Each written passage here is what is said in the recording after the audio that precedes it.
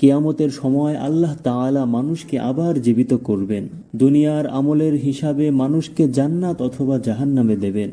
কুরআন কারিমে বহুবার আল্লাহ তাআলা সেই কথা বলেছেন, কিন্তু যাদের অন্তরে ঈমান নেই তারা এই বিষয়টি বিশ্বাস করে না। তারা আখিরাতও বিশ্বাস করে না এবং আল্লাহ তাআলা যে মৃত্যুর পরে পুনরায় জীবিত করতে সক্ষম তাও বিশ্বাস করে না। তাদের সেই অবিশ্বাসের কথা কুরআন কারিমেও বর্ণিত হয়েছে। আল্লাহ তাআলা কুরআনে তাদের অবিশ্বাস ও সংশয়ের জবাবও দিয়েছেন। আল্লাহ তাআলা বলেছেন তিনি কিয়ামতের সময় অবশ্যই সবাইকে পুনরায় জীবিত করবেন। সূরা ইয়াসিন তো আমরা নিয়মিতই তেলাওয়াত করি। এই সূরার শেষ কয়েকটি আয়াতে আল্লাহ তাআলা বলেছেন যে মানুষ বলে কে এই অস্থিগুলো জীবিত করবে, এগুলো পচে গলে যাওয়ার সত্ত্বেও আল্লাহ তাআলা বলেন বলে দাও সেগুলোকে জীবিত করবেন সেই মহান সত্তা যিনি তাদেরকে প্রথমবার সৃষ্টি করেছিলেন। তিনি প্রত্যেক সৃষ্টি সম্পর্কে পরিপূর্ণ জ্ঞাত। তারপরে আরো বলেছেন তবে কি যে সত্তা আকাশমণ্ডলী ও পৃথিবী সৃষ্টি করেছেন তিনি কি তাদের অনুরূপ সৃষ্টি করতে সক্ষম নন? কেন নয়, তিনি তো মহাস্রষ্টা সর্বজ্ঞ। তার ব্যাপার তো এই যে তিনি যখন কোনো কিছু ইচ্ছা করেন তখন কেবল বলেন হয়ে যাও, অমনি তা হয়ে যায়। সূরা কিয়ামায় আল্লাহ তাআলা বলেছেন মানুষ কি মনে করে আমি তার অস্থি সমূহ একত্র করতে পারবো না? কেন নয়, আমি তো তার আঙ্গুলের অগ্রভাগ পর্যন্ত পুনর্বিন্যস্ত করতে সক্ষম। দুনিয়াতে যে মানুষটা ছিল আখিরাতে ঠিক সে মানুষটাকে আল্লাহ তাআলা জীবিত করে তুলবেন। তা যতই বিস্ময়কর মনে হোক, কাফেররা যতই অস্বীকার করুক, আল্লাহ তাআলা তা করতে পরিপূর্ণভাবে সক্ষম। মৃতকে জীবিত করা আল্লাহ তাআলার জন্য বিন্দু মাত্রও কঠিন কিছু নয়। আল্লাহ যে তা করবেন বলেছেন বিষয়টি বিশ্বাস করার জন্য কেবল এটাই যথেষ্ট। কিন্তু মানুষের যেন তা বিশ্বাস করতে আরো সহজ হয় এবং যেন মুমিনের অন্তরে আরো দৃঢ়তা আসে, এজন্য মানব ইতিহাসে বেশ কয়েকবার আল্লাহ তাআলা তা করেও দেখিয়েছেন এবং তা বিভিন্ন ভাবে করে দেখিয়েছেন। কুরআন কারিমে আল্লাহ তাআলা কুদরতের নিদর্শন হিসেবে এমন কয়েকটি ঘটনা বর্ণিত হয়েছে। হযরত ইব্রাহিম আলাইহিস সালাম একবার আল্লাহ তাআলাকে বললেন, আল্লাহ, আপনি মৃতকে কিভাবে জীবিত করেন তা আমাকে দেখান। আল্লাহ তাআলা বলেন তুমি কি এই বিষয়টি বিশ্বাস করো না? ইব্রাহিম আলাইহিস সালাম বললেন অবশ্যই বিশ্বাস করি, কিন্তু আমার মনের প্রশান্তির জন্য আমি বিষয়টি দেখতে চাই। আল্লাহ তাআলা বললেন ঠিক আছে, তুমি 4টি পাখি ধরো, সেগুলোকে পোষ মানাও, তারপর জবাই করে সেগুলোর অঙ্গ প্রত্যঙ্গ বিভিন্ন পাহাড়ে রেখে আসো, তারপর তাদেরকে ডাক দাও, সবগুলো আবার জীবন্ত হয়ে তোমার কাছে ছুটে চলে আসবে। এই ঘটনা কোরআনে কারিমে এভাবে বর্ণিত হয়েছে এবং সেই সময়ের বিবরণ শোনো যখন ইব্রাহিম আলাইহিস সালাতু ওয়াস সালাম বলেছিলেন হে আমার প্রতিপালক, আপনি মৃতকে কিভাবে জীবিত করেন আমাকে তা দেখান। আল্লাহ তাআলা বলেন তুমি কি বিশ্বাস করছো না?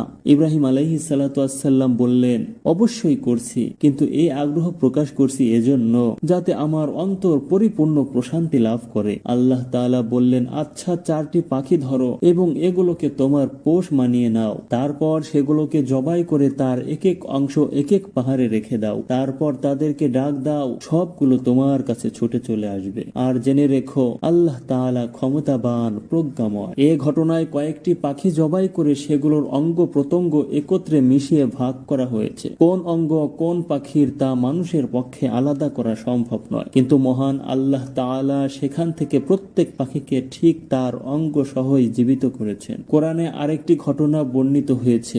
এক এলাকার সমস্ত বাসিন্দা মারা গিয়েছিল, সেখানকার ঘরবাড়ি সম্পূর্ণ ধ্বংস হয়ে ধুলোয় মিশে গিয়েছিল, এলাকাটি বিরান ভূমি হয়ে গিয়েছিল। এক ব্যক্তি গাধায় চড়ে সেখান দিয়ে যাচ্ছিলেন। বসতির এমন বিপর্যস্ত অবস্থা দেখে তিনি ভাবলেন এই ধুলোয় মিশে যাওয়া নগরী, এটাকে আল্লাহ তাআলা কিভাবে আবার আবাদ করবেন? এই ধ্বংসপ্রাপ্ত জনপদ যাদের হাড্ডি পর্যন্ত নিশ্চিহ্ন হয়ে গেছে, আল্লাহ তাআলা কিয়ামতের সময় এদেরকে কিভাবে পুনরায় জীবিত করবেন? তার এ চিন্তা কোনো ধরনের সন্দেহের কারণে ছিল না, বরং এটা ছিল তার বিস্ময় প্রকাশ। আল্লাহ তাআলা ওই ব্যক্তিকে সচক্ষে দেখাতে চাইলেন কিভাবে তিনি পুনরায় জীবন দান করতে পারেন, যাতে এই ঘটনা সকলের জন্য একটি দৃষ্টান্তও হবে এবং এর দ্বারা মানুষ হেদায়েত প্রাপ্ত হবে। আল্লাহ তখন ওই ব্যক্তিকে মৃত্যু দান করলেন। সে অবস্থায় প্রায় 100 বছর কাটল। তারপরে আল্লাহ তাআলা তাকে আবার জীবন দান করলেন এবং তাকে জিজ্ঞেস করলেন এই মৃত অবস্থায় তুমি কতদিন ছিলে? ওই ব্যক্তি বললেন মনে হয় 1 দিন বা 1 দিনেরও কম সময় হবে। আল্লাহ বললেন তুমি তো এই অবস্থায় অবস্থায় 100 বছর ছিলে। তোমার খাদ্য সামগ্রীর দিকে তাকাও, এগুলো দ্রুত পচনশীল, অথচ 100 বছর পরে এখনো কেমন তরতাজা আছে। আর তোমার গাধাটাকে দেখো, সেটা মরে পচে নিশ্চিহ্ন হয়ে গেছে। এবার দেখো তোমার গাধাটাকে আমি কিভাবে আবার জীবিত করে তুলি। তারপরে আল্লাহ তাআলা তার নিশ্চিহ্ন হয়ে যাওয়া গাধাটাকে আগের মতো জীবিত করে দেখালেন। এই বিস্ময়কর ঘটনা দেখে ওই ব্যক্তি বলে উঠলেন, আল্লাহ, আমার বিশ্বাস ছিল আপনি সব বিষয়ে ক্ষমতা রাখেন, আপনি মহান। আল্লাহ তাআলা বললেন, আমি এ ঘটনা এজন্য ঘটিয়েছি যে তোমাকে কিয়ামত পর্যন্ত মানুষের জন্য আমার কুদরতের একটি নিদর্শন বানাতে চাই, যে একটি বসতির উপর দিয়ে এমন এক সময় গমন করছিল যখন তা ছাদ উল্টে থুবড়ে পড়ে রয়েছিল। সে বলল, আল্লাহ এই বসতিকে এর মৃত্যুর পর কিভাবে জীবিত করবেন? অনন্তর আল্লাহ তাকে 100 বছরের জন্য মৃত্যু দান করলেন এবং তারপর তাকে জীবিত করলেন। অতঃপর জিজ্ঞাসা করলেন, তুমি কতকাল যাবৎ এ অবস্থায় থেকেছ? সে বলল, 1 দিন বা 1 দিনেরও কিছু অংশ। অতঃপর তাকে জিজ্ঞাসা করলেন, তুমি কতকাল যাবৎ এ অবস্থায় থেকেছ? সে বলল, 1 দিন বা 1 দিনের কিছু কম সময় যাবৎ। আল্লাহ তাআলা বললেন, না, বরং তুমি এভাবে 100 বছর থেকেছ। এবার নিজ পানাহার সামগ্রীর প্রতি লক্ষ্য করে দেখো, তা একটুও পচেনি। আবার নিজ গাধাটিকে দেখো, পচে গলে কি অবস্থা হয়েছে। আমি এটা করেছি এজন্য যে আমি তোমাকে মানুষের জন্য নিজ কুদরতের একটি নিদর্শন বানাতে চাই। এবং এবার গাধাটির অস্থি সমূহ দেখো, আমি কিভাবে সেগুলোকে উত্থিত করি এবং তাতে গোস্তের পোশাক পরাই। আমি এটাকে করেছি এজন্য যে আমি তোমাকে মানুষের জন্য নিজ কুদরতের একটি নিদর্শন বানাতে চাই। এবার গাধাটির অস্থি সমূহ দেখো, আমি কিভাবে সেগুলোকে উত্থিত করি এবং তাতে গোস্তের পোশাক পরাই। সুতরাং যখন সত্য তার সামনে সুস্পষ্ট হয়ে গেল, তখন সে বলে উঠল, আমার বিশ্বাস আছে আল্লাহ সব বিষয়ে ক্ষমতাবান। এ ঘটনাটি কোথায় কার সঙ্গে হয়েছিল কোরআন কারিমে বা সহিহ হাদিসে সেসব বর্ণিত হয়নি। ইতিহাসবিদগণ বলেন, বনি ইসরায়েলের যুগে বুখতে নসরের আক্রমণে যখন জেরুজালেম নগরী ধ্বংস হয়ে যায়, তারপর হযরত উযায়ের আলাইহিস সালাতু ওয়াস সালাম সে ধ্বংসপ্রাপ্ত জেরুজালেমে গিয়েছিলেন। তখন তার সঙ্গেই এ ঘটনা ঘটেছিল। আবার অনেকে বলেন এ ঘটনা আরমিয়া আলাইহিস সালাতু ওয়াস সালামের সঙ্গে ঘটেছিল। সূরা বাকারার 243 নং আয়াতে সংক্ষেপে আরো এক জনপদের কথা বলা হয়েছে। কোন এক কালে এক জনপদের বাসিন্দারা মৃত্যু থেকে বাঁচার জন্য ঘর বাড়ি ছেড়ে বের হয়ে পড়েছিল। তাদের সংখ্যা ছিল হাজার হাজার, কিন্তু আল্লাহ তাআলা ঠিকই তাদের মৃত্যু ঘটান, তারপর আবার তাদেরকে জীবিত করেন। কোরআনে কারিমে তা এভাবে বর্ণিত হয়েছে, তুমি কি তাদের অবস্থা জানো না, যারা মৃত্যু থেকে বাঁচার জন্য নিজেদের ঘর বাড়ি থেকে বের হয়ে গিয়েছিল এবং তারা সংখ্যায় ছিল হাজার হাজার। অতঃপর আল্লাহ তাআলা তাদের বললেন, মরে যাও। তারপর তিনি তাদের জীবিত করলেন। প্রকৃতপক্ষে আল্লাহ মানুষের প্রতি অতি অনুগ্রহশীল, কিন্তু অধিকাংশ মানুষ কৃতজ্ঞতা প্রকাশ করে না। এসব লোক কারা ছিল, কোন কালের ছিল, কেন তারা মৃত্যু ভয়ে পালাচ্ছিল, এসব বিষয়ে কোরআন মাজিদে বা সহিহ হাদিসে কিছু বর্ণিত হয়নি। তবে ইতিহাসবিদগণ বলেন এটা বনি ইসরায়েলের ঘটনা। বনি ইসরায়েলের কোনো এক জনপদবাসী কোনো কারণে মৃত্যু ভয়ে ঘর বাড়ি ছেড়ে পালিয়েছিল। তারা যে স্থানে নিরাপদ মনে করেছিল সেখানে পৌঁছার পরেও আল্লাহ তাআলার হুকুমে তাদের মৃত্যু এসে যায়। অনেক পরে যখন তাদের অস্থিরাজি জরাজীর্ণ হয়ে যায়, তখন এক সময় হযরত হিজকিল আলাইহিস সালাতু ওয়াস সালাম সেখান দিয়ে যাচ্ছিলেন। তিনি আল্লাহর কাছে তাদের জীবন দানের দোয়া করলেন। আল্লাহ তাআলা তাকে আদেশ করলেন তিনি যেন সেই অস্থিরাজিকে ডাক দেন। হিজকিল আলাইহিস সালাতু ওয়াস সালাম ডাক দিলেন, সাথে সাথেই অস্থি সমূহে প্রাণ সঞ্চার হলো এবং ওই মানুষগুলো আবার জীবিত হয়ে উঠল।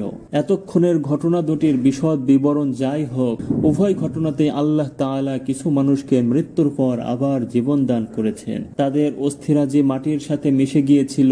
নিশ্চিহ্ন হয়ে যাওয়া ধুলোয় মিশে যাওয়া সেই হাড্ডিগুলোকে আল্লাহ তাআলা আবার সম্পূর্ণ আগের রূপে ফিরিয়ে দিলেন। তাতে বিন্দু মাত্র কমতি হলো না, ত্রুটি হলো না, এবং ওই মৃত মানুষকে তার আগের দেহেতেই জীবিত করে তুললেন। কোরআনের ভাষ্যে দ্বিতীয়বার জীবন দান আল্লাহ তাআলার জন্য আরো বেশি সহজ। মৃত্যু বা মৃত্যুর মতো অবস্থার পরে আল্লাহ তাআলার পুনরায় জীবিত করার এরকম আরো অনেক ঘটনা রয়েছে।